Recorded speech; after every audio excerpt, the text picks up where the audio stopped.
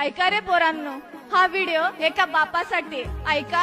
एका मुलाने आपल्या बापाला प्रश्न विचारला, बाबा गेली 25 वर्षे झाले, मी 25 वर्षाचा होत आलोय, तरी देखील तुम्ही मला एवढं सांभाळताय, मला हवं ते पाहिजे ते मला आणून देताय, बुटं पाहिजे आणून देताय, दप्तर पाहिजे आणून देताय, आता मी मोबाईल मागितला ते देखील आणून दिलंय, का हो एवढं करताय? तेव्हा तो बाप काय म्हणतो ऐका.